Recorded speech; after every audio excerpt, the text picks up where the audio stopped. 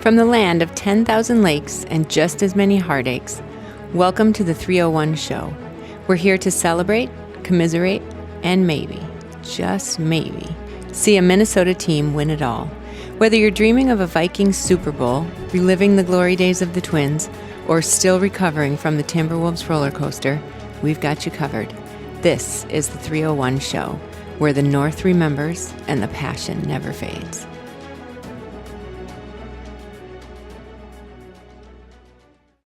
Yes, welcome into episode 26 of the 301 Show. We got a lot to talk about today. The Twins continue to stumble. The Lynx continue to soar at this point. And the other couple teams are in their off-season still. So we will get into that and more here on the 301 Show. Yes, starting here with the Wolves Den.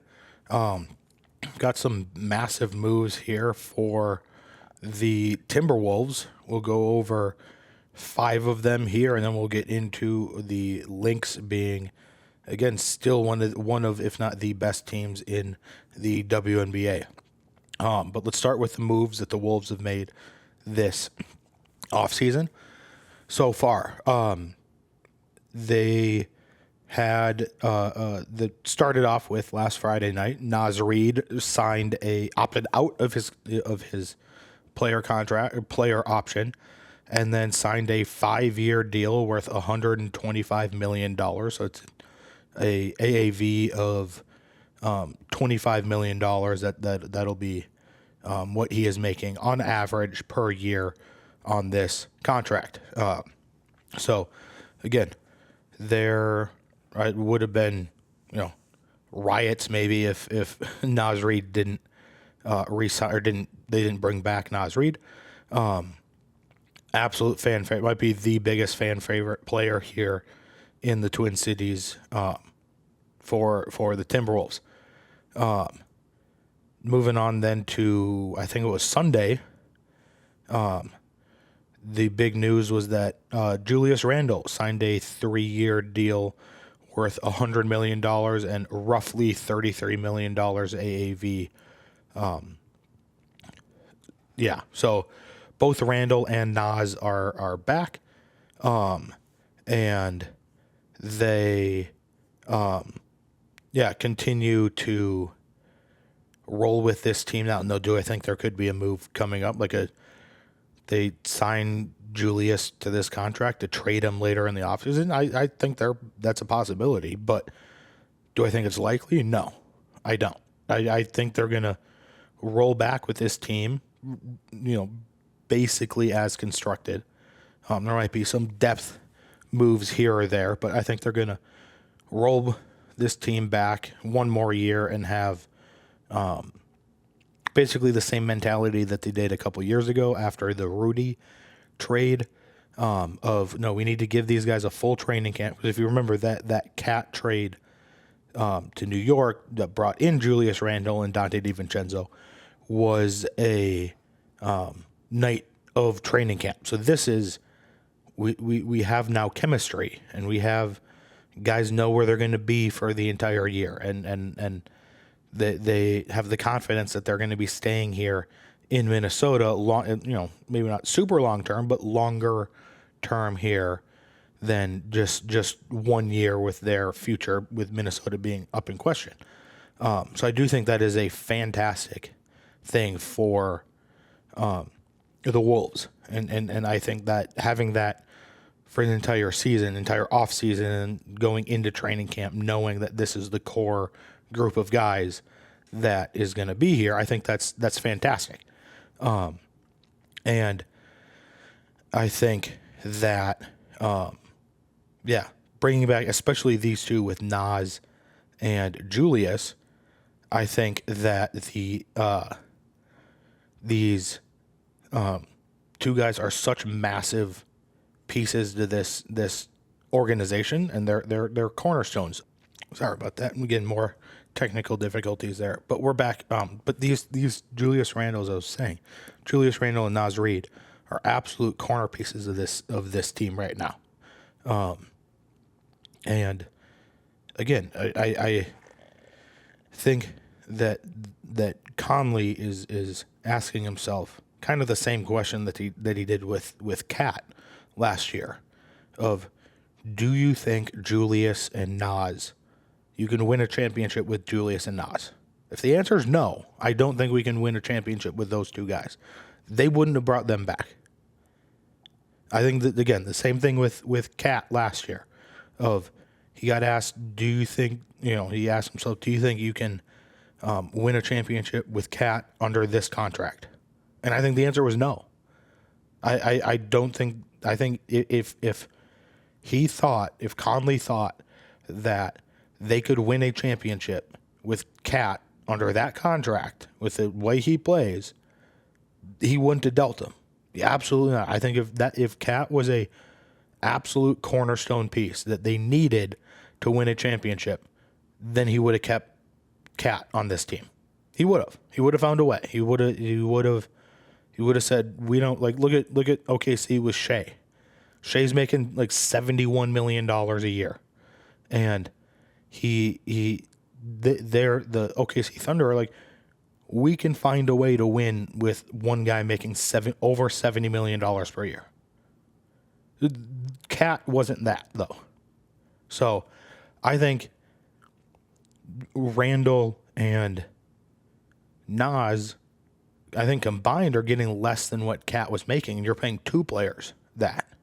And again, two very much contributors that. So I think bringing both of those guys back on the deals that they did is great. So the big piece that they lost this offseason was Nickeil Alexander-Walker. So Naw and Order is no more. If you don't know Naw and Order, Naw is Nickeil Alexander-Walker's nickname. It's just his initials, Naw. And they called Nickeil and Jaden McDaniels Naw and Order because everything gets locked up. So they had a sign and trade. They signed him to a 4-year deal, $62 million, and then they sent him to the Atlanta Hawks for a second-round pick in 2027. So the Wolves did not lose Nah for just nothing, but they let him basically walk in free agency, or doing as close to walking in free agency as you can while still getting something back in return. And then two depth bench pieces, Luka Garza and Josh Minot, both signed 2-year deals with the Boston Celtics. So again, losing those two isn't as big as losing Nickeil Alexander-Walker, but again, just with the way the salary cap works in the NBA, that was never going to work to bring him back at that much money, and he was going to get that much money from somebody, so he would have had to take a massive discount to stay here. But the Lynx are playing. They're 14-2 on the season. They are second in points for per game, first in both shooting percentage categories from the field and from three. Free throw percentage, they are sixth. Rebounds per game, they are seventh. They are the number one team in blocks per game. And then turnover differential, they are still 10th. They are minus 0.6 turnover differential. So, again, that's probably the one area to clean up on this team. But everything else is just fantastic. They're number one in points against, number two in shooting percentage against from both the field and from three. Rebounds against per game is tied for seventh. And then blocks against per game is third. So they are being blocked the third least amount in the WNBA out of the 13 teams. They've played 3 games since their last episode. They won 2 of them against the Atlanta Dream in Atlanta. They won 96-92 in overtime, and then they blew out the Connecticut Sun 102-63. So absolute domination of the Connecticut Sun here at Target Center. And then they lost the Commissioner's Cup to the Indiana Fever 74-59. But if we look ahead, they have 3 games. They play the Washington Mystic, the Golden State Valkyrie, and the Chicago Sky tonight, and then the 2 days this weekend too. But the big news is that Commissioner's Cup saw a matchup between the 2 All-Star Game captains, between Caitlin Clark of the Indiana Fever and Nafisa Collier. So I absolutely deserve from Collier. She's been an absolute beast this year. She's been the Lynx by far their MVP this year. And yeah, they are, the best team in the league because in large part due to her. Now it's a team game, so everybody gets credit, obviously, but she is a massive piece of the leadership of this team too. So big shout out to her for getting the captaincy in the All-Star game of one of the 2 teams. So move on to predictions. Had 2 come off the board today, both about Naz Reid. I said that he will re-sign with the Wolves this offseason, which obviously was correct, and then I specified it more in a different episode. Said that Naz Reid will sign for between 20 to 25 million inclusive. So he signed for exactly 25 million per year. So that was correct. So that brings me up to 27% in the Wolves Den category, 16 for 60. Over on the 3 coming on the board here, both the Wolves and the Lynx will make it to the next finals in their league. So the Lynx in the season that they are currently playing, and then the Wolves next season will at least make it to the finals. One team could win, the other team could lose. Both teams could win, both teams could lose in the finals, and that would just be correct. My prediction is that they will at least make it. They will at least both make it to the championship round next season. And then in the season opener, whether they're at home or on the road, the Timberwolves will put up 115 points in the season opener. And then the 2 games this weekend against Golden State and Chicago, the Lynx are going to win both of those games. So those are my 3 predictions here for the Wolves Den. All right, moving on now to the Rinkside Rundown. We've got some re-signings to go over, some signings, and maybe a name change here for both teams. So we'll go over the re-signings first, signings and re-signings, and the trade that was made. So unfortunate news, the Vancouver Canucks did reach a re-signing agreement with Brock Besser, the hometown kid, who was rumored to have wanted to come here, but he does re-sign with the Canucks on a 7-year deal worth $50 million, $50 million to $750,000. That is a $7.25 million AAV.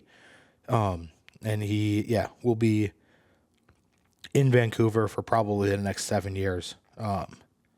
And if the Wild want to acquire Brock Besser, they will have to do something like they did with Vladimir Tarasenko, which they traded for to Minnesota for, as they call it in the league, Freddie Charles, who was the most traded player in NHL history, also known as future considerations. So basically they got him for free. They had 1 year. Tarasenko has 1 year left on his contract. The cap hit is $4.75 million for this upcoming season. In 80 games played last year, he had 11 goals, 22 assists, and 33 points. And the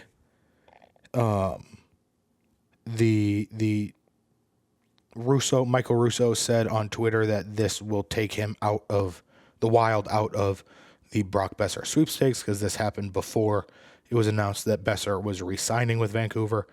But I think they had gotten wind that at the very least, he wasn't coming back to Minnesota, and that is why they made this trade. I don't see, if you thought you could get Brock Besser and add Brock Besser as a right-handed shooting winger, I don't see why you make this trade to take you out of that contention. I don't. So I think they knew when they made at least from when they made this trade, that they weren't going to be acquiring Brock Besser. So that's not confirmed or anything. That's my theory on it. I think they just didn't want to. I think he was going to be asking for too much money at that point, and they didn't want to give him that. Now that's a debate on whether they should have given them that or not. I'm just telling you what I think the discussions were in the meeting rooms at the X with Billy Guerin and his staff. And then they made another signing. They brought back Nico Sturm, 2-year deal, $4 million, a $2 million AAV.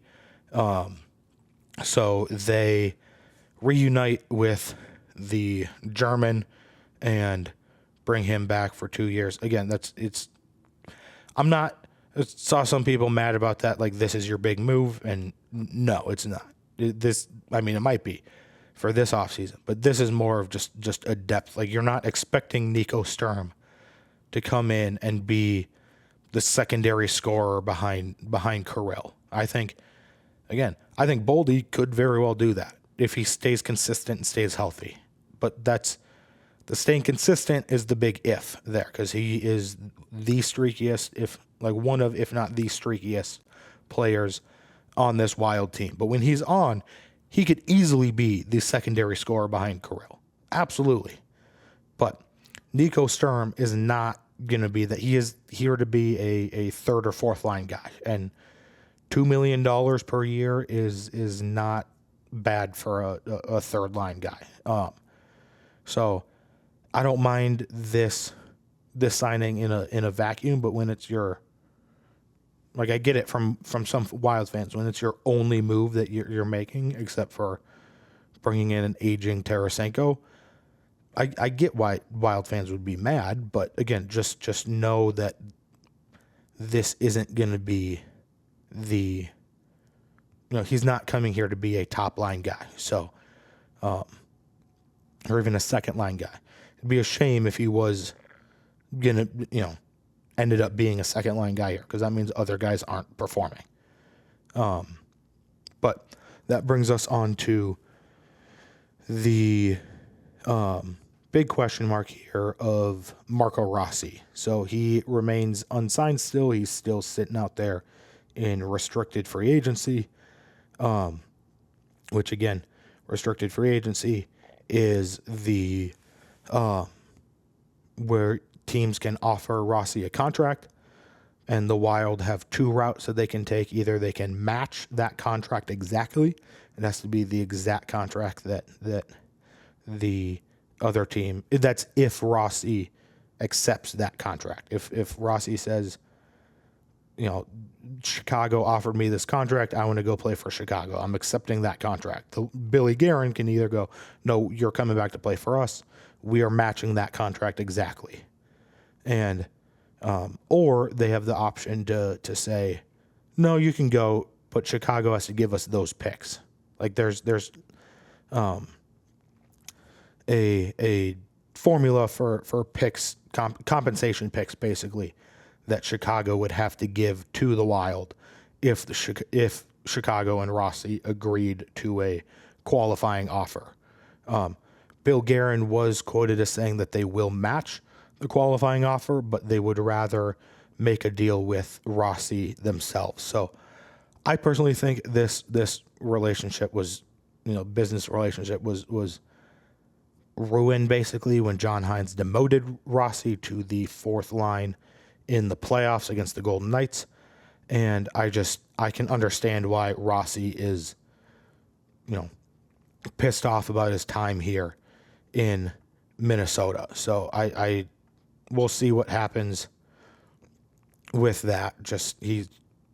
For now, the news is Guerin says he wants to bring him back, but he remains unsigned for right now. Going over to the Frost, they were able to re-sign the person that scored the OT winner in the third overtime of the 2025 finals, that being Katie Knoll. She resigned on a 1-year standard player contract. She played 21 regular season games and then played 8 playoff games. And again, she did score the third OT winner in I think it was game 3 of the finals this past season, helped push Ottawa to the brink of elimination, which then the Frost were able to pull that off on a Liz Shepard's overtime goal in the next game, which if you haven't watched that interview I did with Liz Shepard's, that'll be, we'll put the card up. There should be a card up on the screen somewhere. Otherwise, it will be in the description down below. You can go watch it there. But last bit of news here on Rinkside Rundown before we get to predictions is that there is a new name for the X, and that is Grand Casino Arena. According to Samantha Fisher of Care 11, it is a 14-year naming rights agreement with Mille Lacs Band to name it Grand Casino Arena. I feel like a lot of Minnesotans, a lot of hockey fans in the state of Minnesota are going to still call it the X. It'll take a while for Grand Casino Arena to really take. Look at like the Lakers and the Kings Stadium in LA. People still call that Staples Center, even though it's what I think Crypto.com Arena or something like that for the last 2 years. But people still call it Staples Center. And I think it's going to take a while for people to not call it the X. So, yeah, that happened. Again, I don't really know how I feel about it. I don't think I really care how I feel about the name of the arena being changed. But, yeah. All right, moving on to predictions here. Had one prediction come off the board. It was wrong. I said that Brock Besser was going to sign with the Wild and come back home to Minnesota. That was incorrect. That drops my percentage down to 30%. So I've got 3 new predictions on the board here. First one, Vladimir Tarasenko scores 20-plus goals this upcoming season. Second prediction is that Katie Knoll scores 3 or more goals in the 25-26 regular season. She scored, I think, 1 or 2 last year. So she will have 3 or more in the regular season this upcoming season. And then final prediction is that the Iowa Wild, the minor league team for the Minnesota Wild, will make the playoffs next season. All right, now on to the Nordic Report here. Not a ton of news to go over on this one. This one's probably going to be a pretty short segment for the Nordic Report. So I decided for this episode on the Nordic Report to just give my predictions for each of the awards for the team awards. So I'll use the NFL award terms and then just assign them to who I think is going to be the player on the Vikings that would get them if I were to assign awards at the end of the season. So also caveat here too is I try to use one player or each player only once. So there's one guy, a couple guys that I think could have been on here a couple different times, but I tried to just use each player for just one award. So first one, again, we've got offensive and defensive rookie of the year. We've got comeback player of the year, and then offensive and defensive player of the year, and then MVP. So we have we've got 6 different awards there. So the first one, let us start with the 2 rookies of the year. So defensive rookie of the year, again, they only have 2 rookies, and they were both late round. I guess they have undrafted free agent guys too that it could be, but just they didn't have that many high picks that they used on rookies. So this is the toughest one to predict because again, they literally might not have a defensive rookie of the year. I think they will, but they defensive rookie of the year could be playing 5 snaps a game or something like that this year. So this year for me, I put defensive rookie of the year as Kobe King, the linebacker out of Penn State. I think he's going to get some playing time. Again, this one was complete crapshoot for me at this point. But Kobe King is my defensive rookie of the year for the Minnesota Vikings. Offensive rookie of the year. It really came down to 2 players for me. It was either Ty Felton or Donovan Jackson. I think each one of them has different reasons for why they should be the favorite. Obviously, Ty Felton plays the more not premier position, but like the position that gets recognized more on for these types of awards. But Donovan Jackson was the first round pick. So with that being said, I did go Donovan Jackson. I think he's going to be a starter from week 1, and he's going to be a starter the entire season. I could see Ty Felton being a starter maybe if Jordan Addison is suspended, but I don't think he's going to be a starter all season like Donovan Jackson is. So those are Kobe King and Donovan Jackson are my 2 rookies of the year on either side of the ball. As for comeback player of the year, we had one guy tear his knee up last year, and he's might not be ready for week 1, but he will be ready. He will be playing this year. As long as he plays this year, I think there's no doubt in my mind that it's going to be Christian Darrisaw as the comeback player of the year. I did think J.J. McCarthy maybe for this one because, again, he tore his knee or had something wrong with his knee too. But I think Christian Darrisaw, if he can return to even close to the level that he was playing at before, he has more likely going to be there for comeback player of the year. Defensive player of the year, I went Andrew Van Ginkel. Again, it could be, there are a ton of players here that this could be, but I'm going to go with Andrew Van Ginkel. I want to see him do the bat down pick 6 where he bats the ball down at the offense or at the line basically and runs it back in for a pick 6. Again, something about him just, I feel like he's going to be the best defensive player this year for some reason. Offensive player of the year. This one, we've got offensive player of the year and MVP left. There's really only 2 players that, in my mind, that these 2 awards are going to be. Might be a little bit of a surprise, though, with which order I put these 2 in. But offensive player of the year, and again, I can't put one player for 2 different awards. So I went different player for each award. So that is why I put these 2 players as these 2 different awards. But offensive player of the year, I put J.J. McCarthy. I think he is going to be the best offensive player this year. But then MVP, I think, is Justin Jefferson.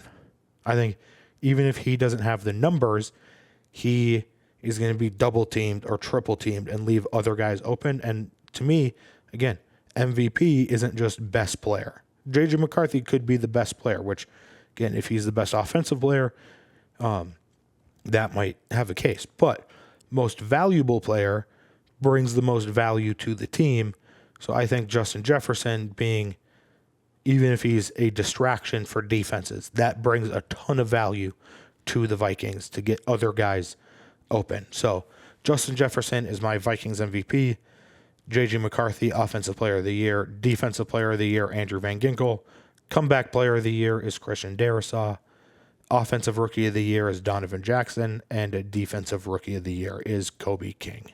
So those are my unofficial. I'm not putting those on the board for predictions, but we can maybe return to them at the end of the year and just have a discussion about that. But they're not official. They're not affecting my prediction percentage, but those are my predictions for team awards for this upcoming season.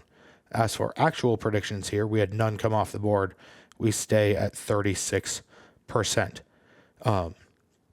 So I have 3 predictions here coming on the board. One of them might contradict what I just said about the awards, but First one, J.J. McCarthy is a comeback player of the year nominee. I do think he gets helped out here by the position that he plays. And he did have an injury. I think Christian Darrisaw would be more likely to win comeback player of the year if you took positional value out of this. But if J.J. McCarthy can even have close to a 4,000-yard year with 30 touchdowns, I think he will be looked at as a comeback player of the year nominee. Second prediction, Ty Felton scores a touchdown in the first 3 games of the season, of the regular season, not the preseason. I think Ty Felton will get on the board here as maybe in a red zone situation here. Kobe King, too, will make the week 1 53-man roster. And this is not, they can do this in the NFL where if you're on the practice squad, you can be elevated. He will just straight up make the week 1 53-man roster. I don't know what will happen after that, but he'll make the 53-man roster for the week 1 game in 2025. All right, final team segment here on episode 26 of the 301 show. We are going to talk the Minnesota Twins here. They are now 41-46. They are 3rd in the AL Central. They are 8th in the AL Wild Card. Neither one of those are good enough for a playoff spot right now, as you can expect. They continue to struggle in a lot of these categories. They are 23rd in batting average, 22nd in on-base percentage, tied for 18th in slugging, tied for 21st in on-base percentage, on-base plus slugging, 358 runs scored, that's good for 20th, 96 home runs, that's 13th, walks, 25th at 250 walks, 712 strikeouts, which is 15th fewest in the MLB, and 42 stolen bases. On the pitching side, they have a 4.21 ERA, 1.26 WHIP, 725 strikeouts, 223 walks. In the field, they're sitting at 43 errors, and that is 18th. They are fielding percentage is tied for 22nd at 985%. A 985 percentage. Yeah, it just they just don't like they I don't know. I don't even know. It's just I don't know what is to say about what there is to say about this team that I haven't already said and hasn't it hasn't been said since. The Twins lost 2 out of 3 in Detroit, which again, Detroit is a good team this year. They won the first game. There was some hope. Won the first game 4-1. Then they proceeded to lose 5-3 and 3-0. Or 10-5 and 3-0. And you played Tariq Skubal on Sunday Night Baseball in that 3-0 loss. And he, best pitcher in the American League, arguably the best pitcher in the entirety of Major League Baseball. It's him or Paul Skeens at this point, I think, is the best pitcher in Major League Baseball. They then went to Miami, where they should have, if they wanted to get back on track, going to Miami is a perfect place to get back on track. Although Miami is heating up a little bit recently, but they're still not a very good team. And the Twins go in and get shut out in game 1. They lost 2-0.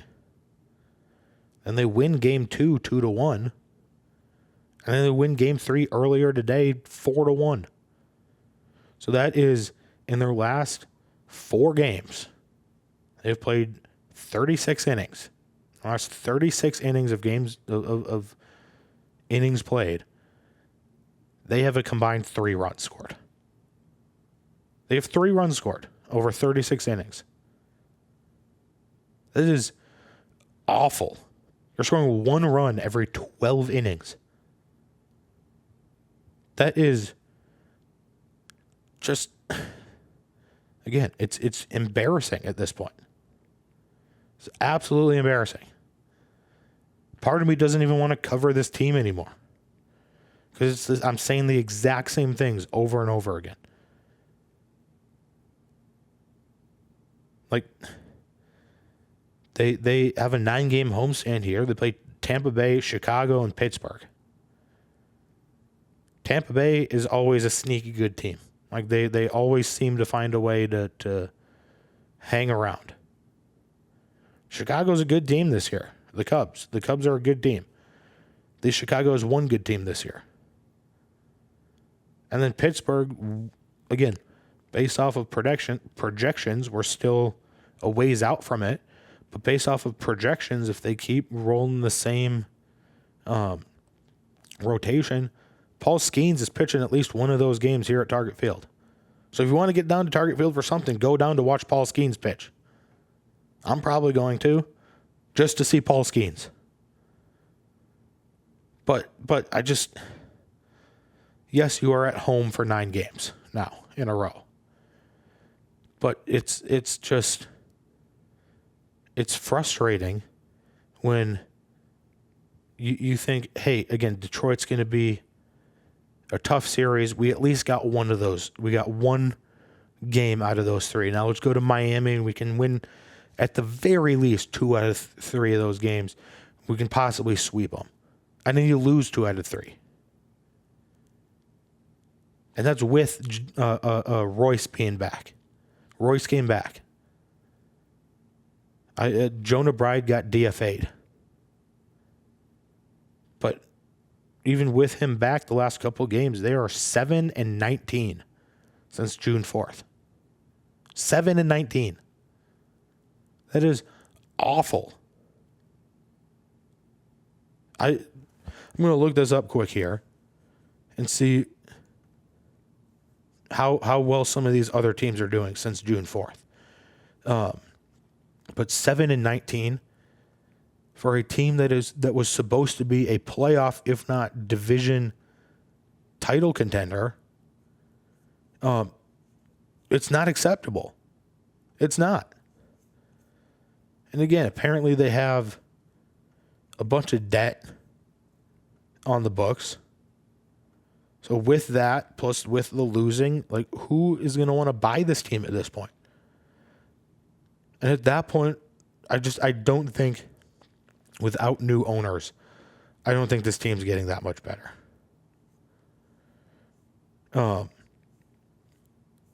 If you go down here,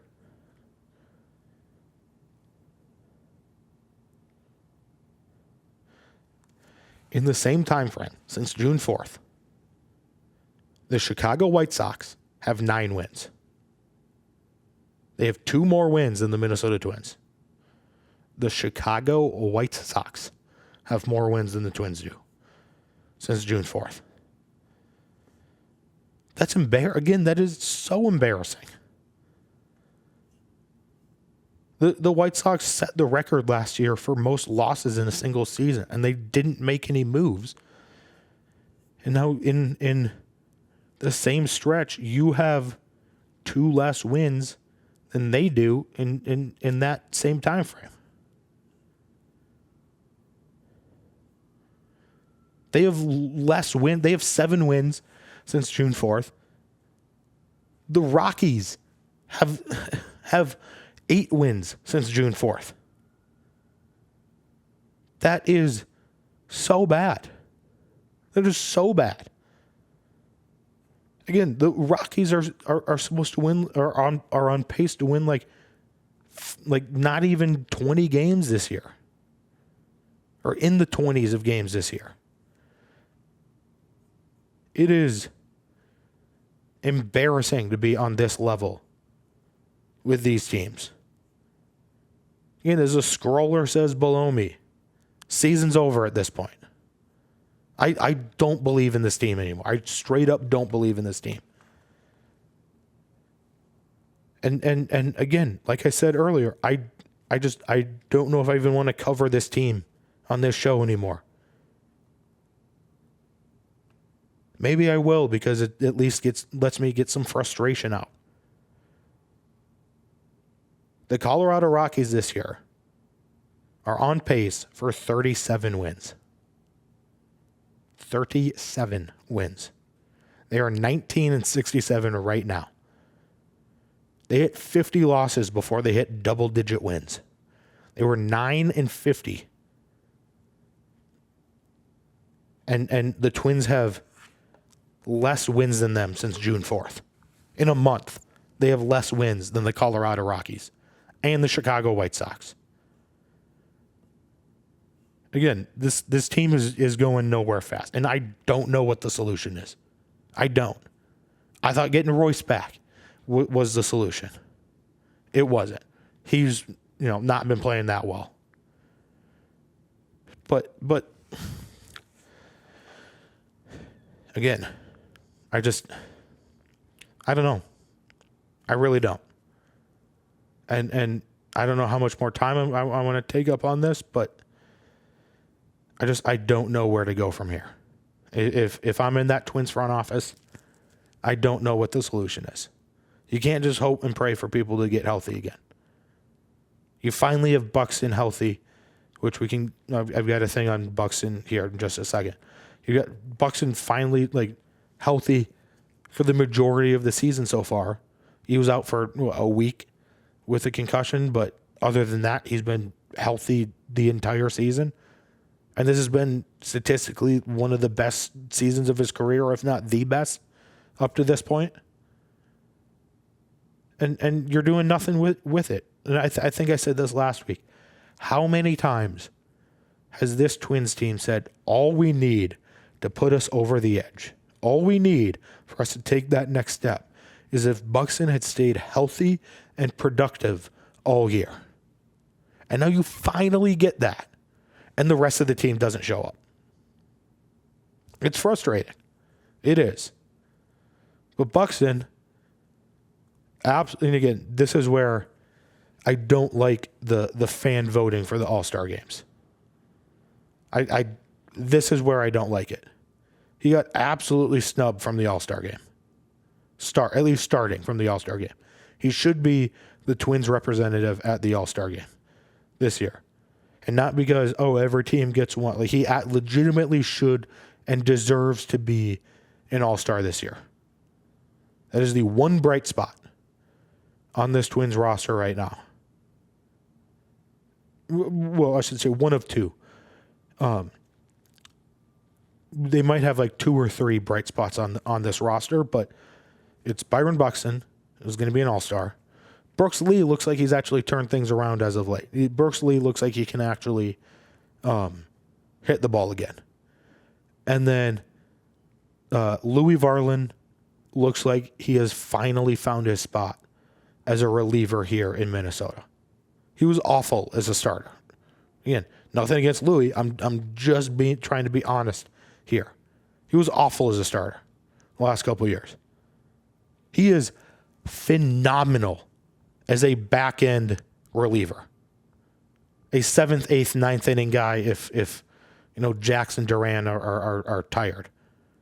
Absolutely fantastic. This guy has found his calling on the baseball field. He is meant to be a relief pitcher here. And that's where, you got a team like the Cubs, where I mentioned, are coming to town, who are looking for relief pitching. And I'm not saying give up Louis Varland. I'm saying you've got a replacement if you want to give up a Johan Duran or a Griffin Jack. Chicago might be sending some scouts with them on this when they come here early next week to come and watch some of the Twins' back-end pitchers. And the Cubs have a loaded farm system, so you can get some prospects out of them. So I would not be opposed to giving up a Johan Duran and having Louis Varland be the official team closer. I'd hate to lose the Johan Duran closer entrance. That'd be brutal to lose. I love that entrance. I think it's better than the what's his face, the Mets closer with the trumpets. I think it's better than that. Edwin Diaz. But at this point, you got to do what's best for this team. So, and then final bit of news here. Kalen Culpepper, again, no relation to Dante Culpepper, but last name spelt the same way, did get the nod to play in the Futures game during the All-Star break. So I may or may not have a prediction about that here coming up. But he is the only Twins minor leaguer pegged to play in that game. So we'll move on to predictions here. First, only one coming off the board, and this should have come off the board a couple weeks ago. I said Royce Lewis gets back to above a 200 average before July 1. And he did. He had like a 202 average before he went down. I just forgot to check it. So that one is correct. That gets my total correct percent up to 24%. So hitting around 1/4 of the time correct. 3 coming up on the board here. First, Kalen Culpepper will get a hit in the Futures game this season. It doesn't say this season, but I will say that it will be this season. Second one is that Royce will finish with a 250 plus, so an above a 250 batting average. And then third and final prediction for today's episode is that Byron Buxton will homer in the All-Star game this year. All right, on to power rankings here. We are doing the top 10 athletes in Minnesota history. Maybe we'll do top 10 current Minnesota athletes at some point, but right now we're doing top 10 athletes in Minnesota history. And at number 10, already cracking this list. Again, this might be my hockey bias here, but at number 10, I have Kirill Kaprizov. This kid, again, stepped in immediately and became the face of Minnesota hockey, and I think he is absolute stud. And yeah, not that much to say about him. First 100-point season in Wild history, and yeah, keeps breaking all types of records. And we'll see how high he makes it on this list in the future. Number 9, we're going to the Lynx. We've got Maya Moore. Had to put her on this list with all those championships. It's hard to keep her off this list. Number 8, we're going back to the Diamond, Minnesota's own Joe Mauer. Again, Hall of Famer. Not only Twins Hall of Famer, but MLB Hall of Famer within the last year. Yep, Joe Mauer, number 8. He was I think the first catcher too to win 3 batting titles in his career. So absolutely insane from the hometown kid. Number 7, the first truly mobile quarterback in NFL history is Fran Tarkenton. He comes in at number 7, led the Vikings to 4 Super Bowls, obviously 0-4, but was a massive part of that early Vikings, quote-unquote dynasty, almost dynasty team. And yeah, Fran Tarkenton comes in at number 7. Number 6, we've got John Randall. John Randall, again, absolute stud on the defensive side, and yeah, massive part of this historic Vikings roster here, the Vikings greats. He was just, I just left him off a couple of weeks ago. We did the Mount Rushmore, and he was probably next on that list as like the first one left off for the Vikings. Probably could have, I would have been willing to hear an argument for him over who is now number 5 on this list with Alan Page. He was my last guy to make it. I am more than willing to hear argument to flip-flop those two. I just had to put one at 5 and the other one at 6. So, yeah, Alan Page comes in at number 5 for me. Number 4, massive part of the only 2 men's championships here of the 4 teams that are currently here. Kirby Puckett. Again, fan favorite. again, one of the biggest what ifs, maybe not biggest what ifs, but there is a pretty big what if there for what if he never had to retire, or what if he never got hurt and had to retire early. So Kirby Puckett comes in at number 4 for me. Number 3, best player in Wolves history so far. Again, that could change very soon here. But Kevin Garnett comes in at number 3 on this list for me. There are 2, I think, very clear, 1 and 2. But again, my order here might surprise you a little bit. Number 2, I've got Randy Moss. Randy Moss, I think, is the second best receiver in NFL history. I personally put him at number 2 behind Jerry Rice. Again, we talked about that when the NFL did their quarter century team and that they left Larry Fitzgerald off. I think Larry Fitzgerald is the 4th best receiver in NFL history, but Randy Moss, number 2 on this list, number 2 on my list of wide receivers in NFL history too. And at number 1, he hit 500 home runs, Harmon Killebrew. Again, going way back in the day for this one. And yeah, Harmon Killebrew coming in at my top Minnesota athlete of all time. So again, let me know down below in the comments if you think I was right or wrong on this. Also, if you have an idea, I am more than willing to hear ideas from the comments. We had one come in a month or 2 ago. The power or the best games, top games, I think, or single game performances by athletes. That was a comment submission. So if you have a comment that you want me to rank, please leave it down in the comments and let me know. So yeah, my Harmon Killebrew, Randy Moss, Kevin Garnett, Kirby Puckett, Alan Page are my top 5 Minnesota athletes. All right, yes, that'll do it for this week's episode of the 301 Show.